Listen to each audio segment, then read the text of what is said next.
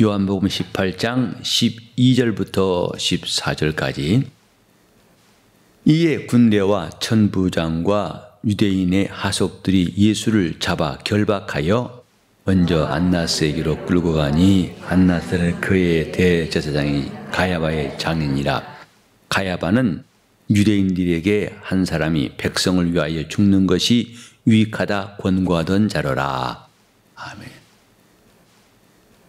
예수께서 마침내 겟세마네 동산에서 결박을 당하십니다.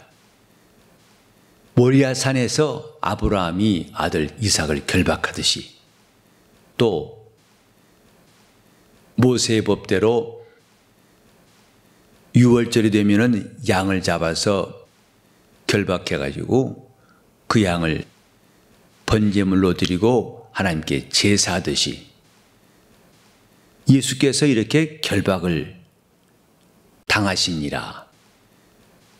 하나님의 어린 양이라고 요한은 예수를 증거했습니다. 양이 결박을 당해서 곧 붙잡혀 와가지고 마침내 제단에서 죽임을 당하는 것이 이미 태초부터 하나님이 정하신 뜻을 그림자로 보여주시다가 이제 실상이 이루어지는 순간입니다. 예수께서 왜 결박당하셨을까? 주님께서 이렇게 되리라고 예언한 하나님의 말씀대로 이스라엘이 하나님 앞에서 제사할 때에 양을 잡던 그것을 반복하여 왔던 것, 이제 이것을 마감하시려고 한 것입니다. 예수께서는 율법의 마침이 되시고 그 모든 제사를 다 온전케 하신 분으로 이 땅에 오셨습니다. 그를 결박하니라. 예수를 결박하니라 하는 것은 만약에 하나님이 이스라엘에게 하신 예언이 없었다면 참 기가 막힌 일, 어떻게 스승이 제자에게 배신을 당해가지고 이렇게 답답한 일이 있을까? 말도 안 되는 일이라고 할지 모르겠지만은, 그러나 예수는 말씀하신 대로 나는 성경대로, 성경에 기록된 대로 인자는 가거니와 하신 말씀처럼 그는 지금 하나님의 일을 이루고 계시는 겁니다. 예수를 결박하니라. 양을 잡아서 번제단에 희생제물을 드리는 것 같은 일이 이제는 눈앞에서 하나님의 아들이 결박당하시는 이 모습을 성경은 빠지지 않고 다 기록하고 있습니다. 근데 결박한 다음에 먼저 안나스에게로 끌고 가더라 하고 말했습니다. 결박하여서 왜 안나스에게 갔을까? 이것도 우리가 생각해 볼 필요가 있습니다. 안나스는 그의 대제사장인 가야바의 장인이라. 누가복음 3장 2절에 보면은 이때의 그 안나스와 가야바는 대제사장이라고 성경에 말하고 있습니다. 그러면서도 이들은 장인과 사위지간입니다. 여러분이 아시는 대로 대제사장은 아론 지파, 아론의 가문이고 그들은 곧 레위 족속입니다. 그래서 대대로 그 가문에서만 대제사장이 나왔어요. 아론과 아론의 아들들이 대를 이어서 제사장이 되었습니다. 그러므로 같은 레위 족속 안에서 이제 사위를 취하고 또 딸을 주어서 결혼하게 했고, 그도 역시 대제사장이었다는 것은 쉽게 이해할 수가 있는데, 여기 보면은 그의 대제사장인 가야바의 장인이라. 이 가야바만 대제사장인 것 같습니다만은, 이제 우리 내일 다음 주에 있겠습니다만은 이 안나스를 향해서도 대제사장이라고 말했습니다. 어쨌든 안나스와 가야바는 그의 대제사장인데 서열상으로는 안나스가 앞섰다. 곧 가야바의 장인이기 때문에 먼저 안나스를 언급한다고 봐집니다. 즉 안나스 역시 대제사장입니다. 예수를 왜 대제사장에게 끌고 왔을까? 하나님 앞에 제사할 때에 그 대제사장이 양을 잡는 일에 주도자가 됩니다.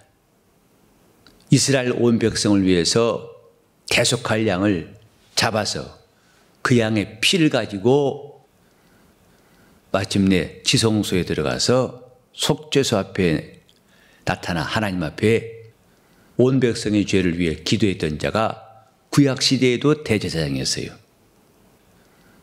그러니까 지금까지 대제사장은 짐승, 양과 소로 피 흘려 양과 소를 잡아가지고 제사했지만은 이제 그 예언의 성취는 하나님의 아들을 잡아서 십자가에 못 박는 이 일들을 그들에 의해서 진행하고 있다는 것을 밝히기 위함입니다. 대제사장이 양을 잡듯이 이때 안나스와 가야바가 이 일을 진행하는 사람이라는 것을 성경은 밝히 말씀하고 있습니다. 그 안나스가 첫 번째로 예수를 만나는 사람. 그런데 우리는 여기서 참 한 번 더 기억해 봐야 할 것은 곧 안나스와 가야바는 이 땅에서 율법대로 하나님께 섬기는 대제사장이고 예수께서는 하늘로부터 오는 참 대제사장입니다. 곧 이 땅의 제사장과 하늘로부터 온 대제사장이 만나는 이 교차점, 이 만남, 여기서 하나님의 뜻이 이루어지고 있다는 것을 주목할 필요가 있습니다. 곧 영화에 보면은 오버랩이라 해서 주인공이 과거의 일을 회상할 때 그 과거의 일과 현재 그 모습이 겹쳐 나타나는 것처럼 구약 때의 대제사장이 마침내 새 언약의 중보로 오신 대제사장과 만나는 장면, 사실은 이것으로서 율법이 세운 대제사장은 임무가 끝나게 됩니다. 그리고 이제부터 영원한 대제사장이신 예수의 그 역사, 그가 땅으로 지은 손으로 지은 땅인 성소가 아니라 하늘 성소에 들어가서 영원한 제사를 드리실 것을 이제부터 말씀하고 있는 겁니다. 성경은 이렇게 하나님이 하신 일들을 말하고 있고 그가 어떻게 역사하시는가에 대해서 아주 분명한 증거들을 말하고 있습니다. 이 땅의 대제사장이 하늘로부터 온 대제사장과의 만남은 결국은 아브라함이 이삭을 잡아 결박해서 제사하려는 것처럼 그를 십자가에 못 박아 죽게 하는 데에 가장 분명한 일, 피할 수도 없는 분명한 일을 그가 담당하게 됩니다. 대제사장이신 예수께서 안나스에게 결박되어 끌려가셨다.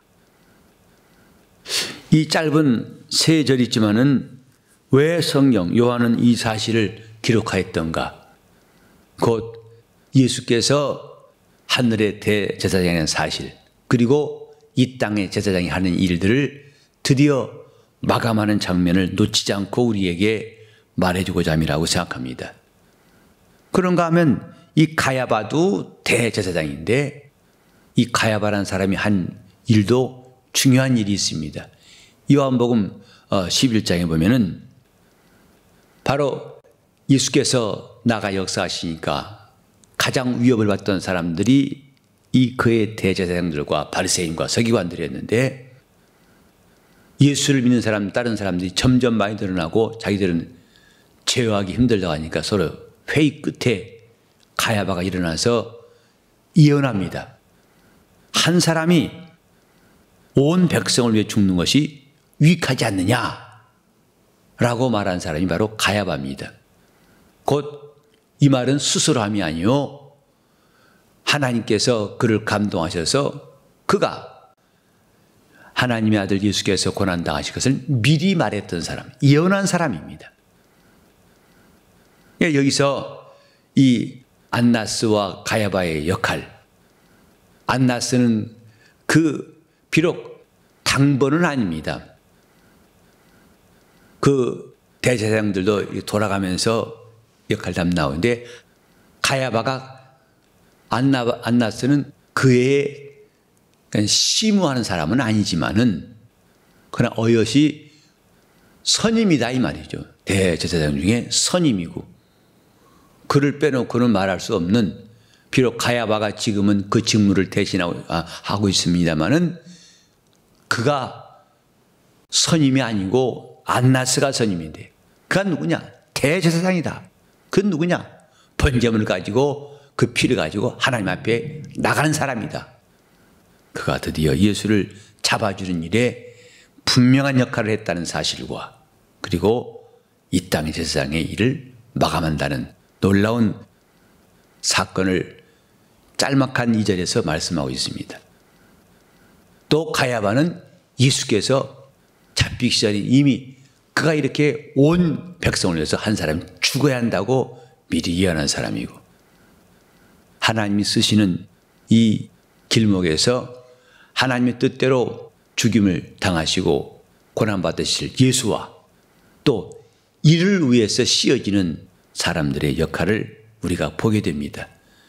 우리는 하나님의 그 크신 뜻 속에서 어떤 역할을 감당하고 있을까?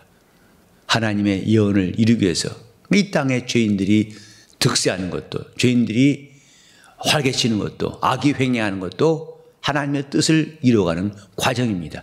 마귀가 우는 사자같이 삼킬자를 찾는 것도 하나님의 뜻을 이루어가는 과정이고, 그런데 그때 누가 선한 도구로서 하나님 나라의 의의 병기로 쓰여지는가? 아니면 그 뜻을 이루되 바로처럼 이스라엘을 애굽에서 끌어내시려는 하나님의 뜻을 이루기 위해서 바로처럼 마음이 완악한 역할로 쓰여질 것인가?